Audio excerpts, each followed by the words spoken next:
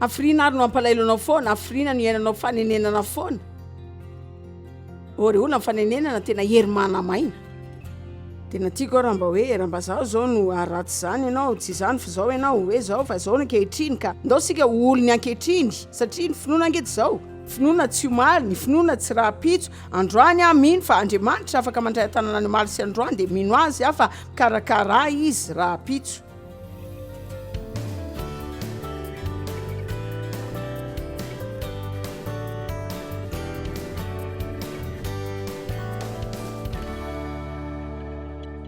Za zao te anipyanareo hiala amin'izay karazana fatotra na fahafatesana na zay mety miazona anareo any satria manana ny herin'Andriamanitra nareo ao aminareo ary tsy mbola tara ny manomboka indray. Ninona ny tranga teo aminao tamin'ny fiainanao, ninona zava-bitanao na koa zay natao taminao, tsy mbola tara mihitsy ny miezaka hanomboka indray. Tsisy tara-be zany. Fa no avinao tsy manana hevitra ho an'ny lasanao. Ka androany ny andro iafaran'ny fisaonanao. Dia hanomboka akamplanina be avy amin'Andriamanitra sika dia ilay tena tsara indrindra foana. Mety hevitra ianao tena efa nakorotako daholo ary ny planin'Andriamanitra tamin'ny fiainako. Efa nakorotako ny planina. Hitanareo na zany aza ny marina tsy dia hoe manina loatra aloha zany satria raha makeo amin'Andriamanitra ianao ka milaza hoe haiko fa afaka avianao indray dia ny planina be no tsara no ilay planina tany aloha tany iny. Samuela voalohany toko 4:20. Jehovah niteny tamin'ny Samuela hoe mandra-paoviana no isaonanao ny amin'ny Saoly. Fa efa naleviko izy ny amin'ny fanjakana amin'ny Israely. Hitanareo, Samuela ihany no olona nanositra ny Saoly ho mpanjaka dia tena niara-ny asa taminy izy. Hitanareo rehefa mandany fotoana amin'ny zavatra iray ianao na koa mitondram-bavaka zavatra iray ela loatra dia tena sarotra raha toa ka mbola latsaka sy tsy mety intsony zany. Saoly zany tsy maniverina tamin'ny toetra izay ny aingany taloha intsony. Tsy adoson'Andriamanitra zany sady tsy adosony Samuela, tsy adosony olona ihany koa fa adosony Saoly ihany. Ary ny tena nitranga marina dia hoe lasa feno fanandratan-tena loatra izy dia nirehare sy nanana toetra ratsy loatra. Ka farany Andriamanitra dia nampidina azy tamin'ny toerana ambony izay namelany azy toerany. Zao, Samuela zany nisaona dia nalahelo izy noho izay zavatra nitranga tamin'ny Saoly. Ka dia niteny tamin'ny Samuel Jehovah dia ny mpaminany Samuela zany izy hoe mandra-paoviana no alahilovanao ny Saoly. Nefa za efa nanda azy efa zay zany. Avio izy hoe feno diloiny tandrokao ka mandehana fa irahako any amin'ny Jese Betlehemita ianao fa efa nahita mpanjaka ho ao amin'izany nany aho fa ilaza zavatra aminareo Andriamanitra tsy mba lany hevitra zany. Ianareo ave fa na dia betsaka azy ireo olana eo amin'ny firenentsika amin'izao, za mino fa mbola mahita hevitra foana izy. Raha mba afaka manana olona izay hijory fotsiny izy dia hanao asa maro na koa olona maromaro efa manana hevitra Andriamanitra. Dia manana hevitra ho amin'ny fiainanao Andriamanitra dia drafitra ho an'ny fianakavianao, dia hevitra ho an'ny asanao, dia hevitra ho an'ny fahasalamanao, fa ny any ilay nataonao dia ny tsy hanao zao toetra zao hoe tena tara, efa nakorotako ny fiainako ary efa tena tara be zany, hitako fa tena mipetraka eto fotsiny dia hanao toetra ratsy mandra-paka an'i Jesosy a.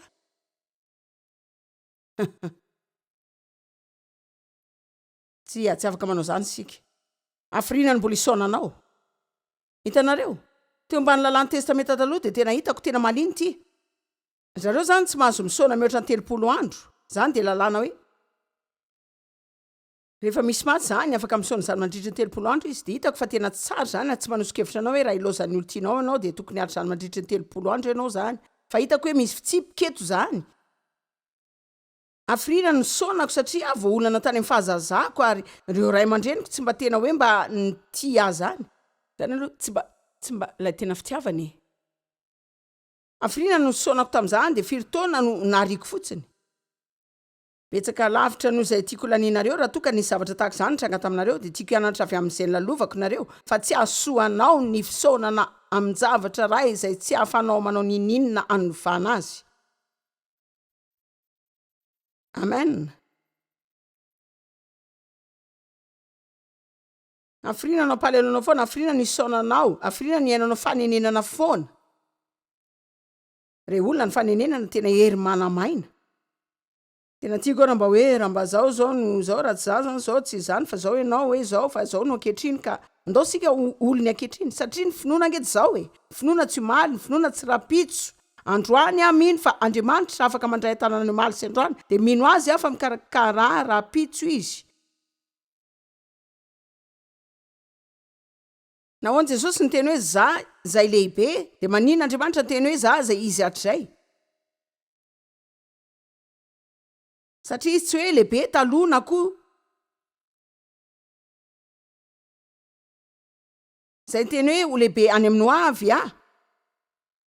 Fa misy afatra zao izy hoe za zay izy, za zany. Ko nahoana no matahotra sy mangovitra ianao zany ho izy. Eto aho zao anio ho an'ny fiainanao dia amin'io misy anao amin'izao io mihitsy.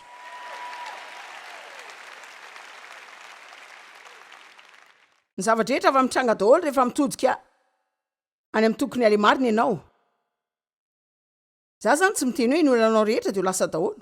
Rehefa mivoaka tefitra any ty ianao, fa farafaratsiny mba afaka mandeha any amin'ny tokony ale ianao amin'ny fananana toetra vaovao mikasika ny fiainanao. Manadino zavatra ny orianao ianao. Sika samy manana ny lasantsika. Fisaoran'Andriamanitra fa samy manana ho avy koa sika. Amen.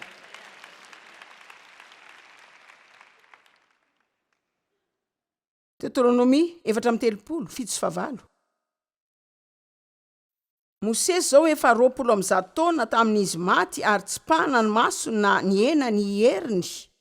Tena tiako zany. Ta Mosesy 20 taona zany ka hoe maty izy, ny heriny zany mbola lay tahaka tamin'ny tanora ihany. Ary ny zanak'Israely ny saonan'i Mosesy teo Arbota Moab 30 andro dia tapitra ny andro fitomanina ny saonana ny Mosesy. Josoa 1:1. Ary efa maty Mosesy mpanompon'i Jehova dia hoy Jehova tamin'ny Josoa zanaky Nona mpanompony Mosesy. 2. Efa maty Mosesy mpanompoko. Zao. Hitanareo afaka mamaky zany nareo dia tsy mahazo ninona avy amin'izany fa raha za tena milaza zavatra betsaka zany satria ny marina nge efa hain'izy ireo ihany fa hoe maty Mosesy. Izy ary efa nisaona azy efa 30 andro. Ka manina Andriamanitra ny mbola miseho miteny azy indray hoe Mosesy ange maty. Satria misy avatra tena lalina eto, milaza izy eto fa fotoana ezana sy amelana zany. Andeha zao. Marina. Raha nanana nofo izay toy ny me maty ianao dia fotoana mila amelana zany zao dia akanafa indray. Raha nanana tsy fahombiazana tany amin'ny lasa ianao tsy ho latsaka zany satria hoe nanao zavatra tsy nety taloha fa mbola hisy fahafahana manomboka foana avy eo. Afaka mbola manomboka ianao. Amen. Maty zao Mosesy. Ka mitsangana amin'izao tena tiako zany, mitsangana dia mandehana. Mitsangana ary dia raisy ny toerany. Mitaty i Jordan ty ianao sy ireo olona rehetra eo. Ho any amin'ny tany izay omeko azy. 7 dia tena manan-danja amin'ny fiainantsika tokoa. Ny tany rehetra izay hodiavin'ny faladianareo dia efa nomeko anareo arak'izay voalazako tamin'ny Mosesy. Hitanareo Andriamanitra zany teny hoe efa misady ireo lalana rehetra nomaniko. Efa voamana daholo ny zavatra rehetra. Efa nataon'Andriamanitra daholo izay zavatra nilaina nataony. Fa zao nylazay zao, nitsangana ianao, adinoy ny lasa dia mandroso ka ny tany rehetra izay hodiavin'ny tongotrao dia efa nomeko anareo sahady ho anareo zany fa mila mandeha maka azy nareo. Marina tokony mbola fahalavitra noho zany nareo. Izy zany tsy nilaza hoe mipetra tsara eo amin'ny sezanao eo fa ho ateriko tokoa nambaravaranao zany. Zany foana nitoetrantsika matetika za andeha hipetraka eto sy amin'ny sezako eto dia hiakina tsara eo dia hitanareo Andriamanitra za zao tena mila fahagagana amin'izao tena mila fahagagana. Hoy Andriamanitra hoe mitsangana. Antony ny lasa. Izay toerana rehetra diavin'ny faladian-tongotrao dia zany no anao. Ary ny mila manao zavatra ho anao ianao momba ny fiainanao. Misy ireo karazany zavatra ianao ihany no afaka manao azy fa raha tsy ataonao zany tsy zavatra ho mety amin'ny fiainanao. Za zao te hitantara zavatra mahonena sy manandanja aminareo. Tena tatapoako zany tamin'ity herinandro ity. Ary mety efa nizaraiko taloha ihany izy ity fa misy olona eto amin'izao mila mandrehana zany. Raha ihany nypiray-tampo tamiko anadahako iray. Lazaiko hoe nananako satria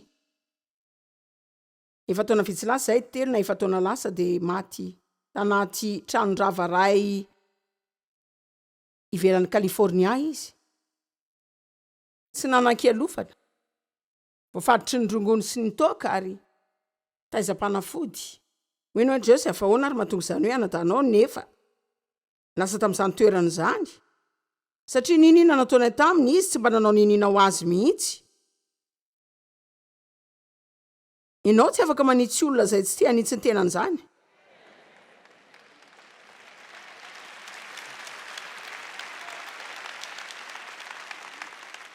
Fa mety any mba fiainanao ny fihezana manao izany. Nanadahako nanao miaramila vao 17 taona izy. Ka na dia tsy hoe voaolana azy izy taloha dia noararotina ihany izy ny tena nanana ndray ho tonga ohatra sady ndrainay koa moa dia tena ohatra ratsy ho azy mihitsy ka dia lasa tany miaramila izy vao 17 taona andray mandreniko nanao sonitaratasy tamin'izy tany Vietnam dia nanomboka tafiditra tamin'ny rongony izy. Ka lasa nanana olana tamin'izany tamin'ny fiainany manontolo. Hoy ianao tena mampalahelo izy mety tsy nahita fomba ialana izy angamba zao. Nanadahako zany efa tsy mpandray ndraikitra foana izy ray mitady olanao zany ho azy foana izy nanana toe-tsaina hoe isy olanao zany ho azy eny foana. Zany zao no isan'ny antondray ny janonan'ny Israelita tany an'efitrela be efa nanana toetra tahaka izany izy nisy olanao zany ho ahy. Isaky nilatsaka anaty olana izy satria hoe nanao safidy diso tonga dia nametsina no sesin'Andriamanitra mihitsy azy dia te hiverina any Ejipta foana. Zany nahatonga izay nozaraiko maly ariva hoe tena manandanja na dia maratra azy ianao dia mbola mila mitio mandroso foana. Mila mitio manao izay tokony atao ianao na dia hoe tena maratra aza. Ka ny anadahako aloha dia tena olana finaritra zany hoe raha nahita azy nareo dia tri azy. Izy aloha dia tena nanana toetra dia nanana fanontonana tena tsara tarehy izy. Izy aloha dia tena tsara jerena sy mampifalifaly sy mampahery koa ary tena nanana fahafahana maro ihany koa izy. Naritako fa tsy misy zavatra mampalahelo tahaka izany hoe olona afaka manao zavatra maro nefa tsy manao ninina mihitsy, tsy manao ninina mihitsy tena aotra ny amin'ny fiainan'andretra. Zava-doza zany, mampidi-doza, aza mandany andro zany ny amin'ny androm-piainanao dia aza mba manana toetra miandry olona anao zavatra ho anao zany izay tokony ianao ihany no anao zany ho an'ny tenanao.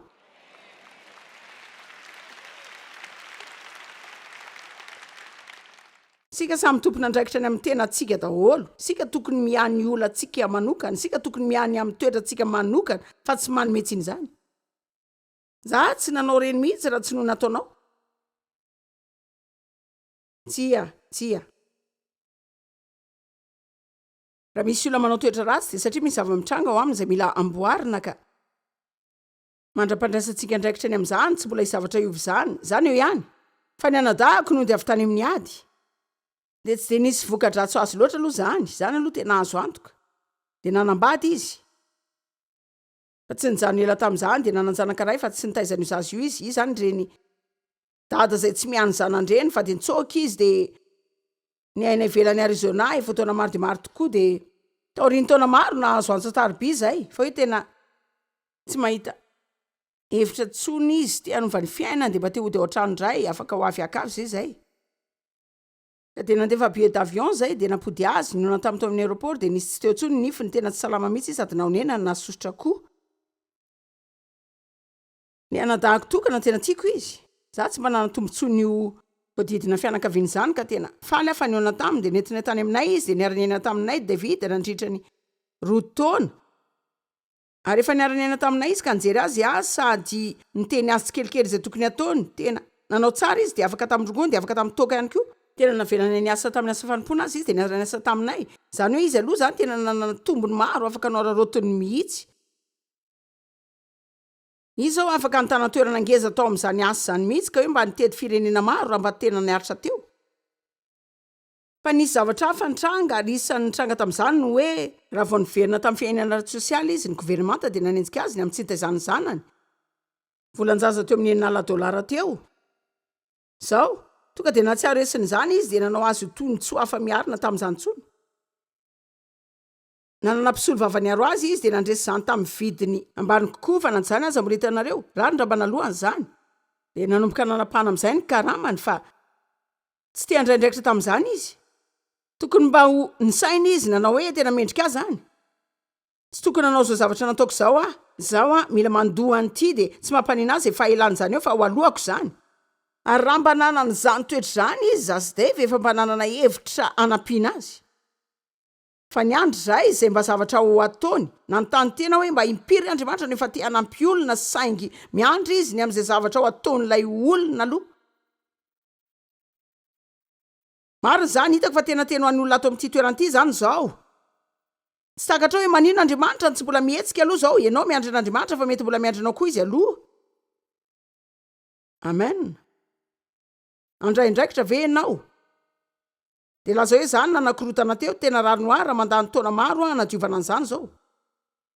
Nandany vola be mihoatra n'izay izy ka zany mahadibitra ho sa am'izao zany ndika hoe tena mila miaina mafy sady tena miasa mafy mihitsy mety ho 4, 5, 7, 8, 9 taona fa mendrika azy zany.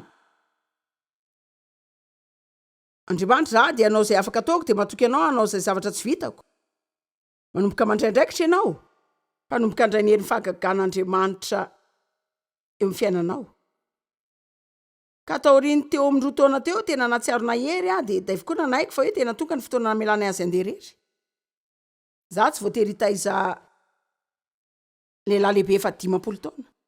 Ka de nanampy azy mba nanantrano ipetrahany zay de nanao sy ny momby zany.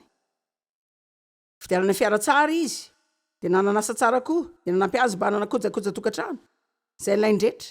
Zany zao teo amin'ny 3 herinandro teo. Tonga de niverina tamin'ny fiainany talondray izy. Tena raha fo izy nantantara ny farany nitsoka ny tanàna indray de lasa tora maritany fa ny fotoana ambany Sahan'ady rehefa manana olana izy. Zoky afaka mavozy anao ve aty amponja? Tsy Davida za tsy amonka anao any amponja. Tena ianao ve mpanompo, ianao manampy ny olon-drehetra foana. Hitanareo? Ianao tsy afaka mamela olona anameloka anao zany satria zareo tsy manao zay tokony ataony foana.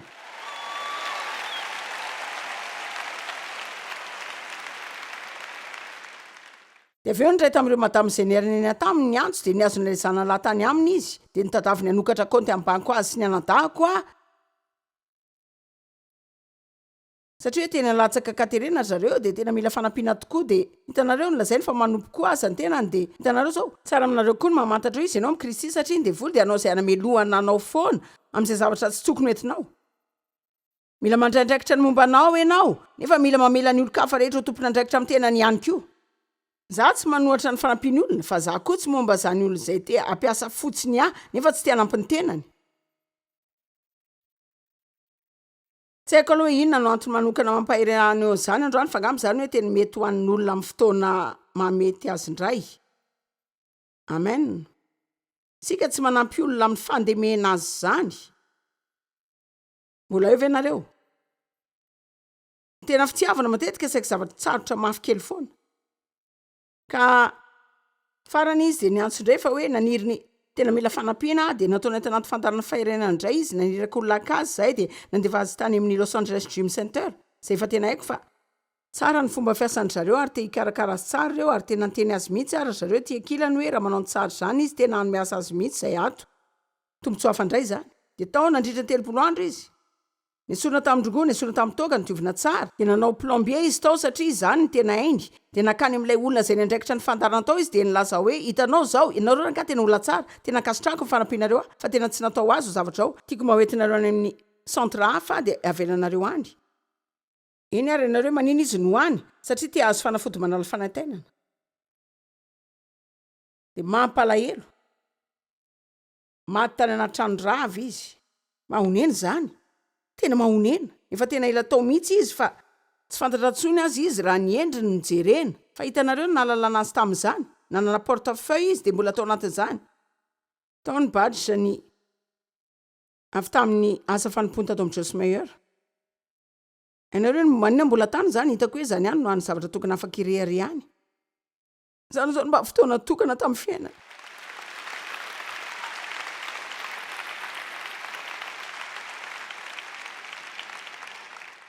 Zany ihany no fotoana tokana tamin'ny fiainana izay nanana ny fanajanantena. Tsy afaka manajantena antsika sika raha mendrandra ny olo-kafa anao zano antsika sika raha tokony sika nanao azy. Tena milaza aminareo azy tsy mbola tara zany nareo.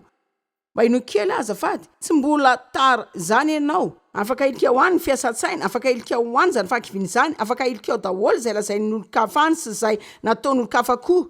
Afaka mahita fanasitrana ianao, misy ny famerenana indray, misy fanomboarana vaovao anao amin'ny Jesosy Kristy. Tsy mbola tara be izany ho anao. azam-bamino zany laingy zany hoe efa tarabe ny aminao. Lavo zany hoe voafandriky ny lasa zany. Filipianina 7:12. Tsy toy ny efa nahazo Sahan'ady na hoe efa natao tanteraka Sahan'ady fa miezaka hiazona sy manao izany ho a de izay niazonany Kristy Jesosy mba ho a sy hiazonana ihany koa. Io zao tena lasa soratra masina tiako. Tsy noho izy hoe nolazainy Paoly fotsiny hoe miezaka fa le hoe izy miezaka ny azo mihitsy. Hoy izy hoe manao izany ho ahy izay niazonany Kristy Jesosy mba ho a sy hiazonana ahy ihany koa. Raha miteny hafa de miteny izy hoe Kristy maty ho ahy mba hananako fiainana tsara zay tena mahafinaritra sy mahagaga tanteraka de za tena hiezaka mafy mandra-pahazoky zany fiainana izay nahafatesany ho ahy zany. Marina misy olona ve ato amin'ity trano ity androany?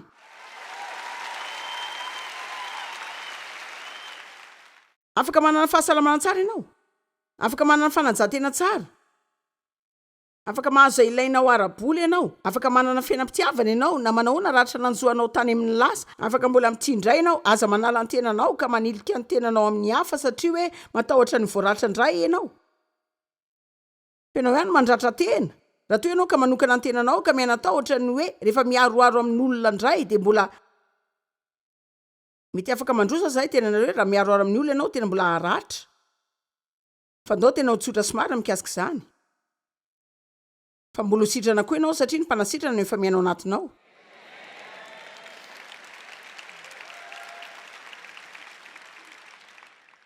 Ndiny 17 rahalahy tsy mbola ataoko fa efa nahazo ny tenako. Fa zavatra iray loha no ataoko, zaho mihitsy no zava-kendreko. Tsapanareo ve zavatra tiany? Fanadinona ny zavatra tany amin'ny lasa de mametraka tanjona zay rehetra eo aloha eo.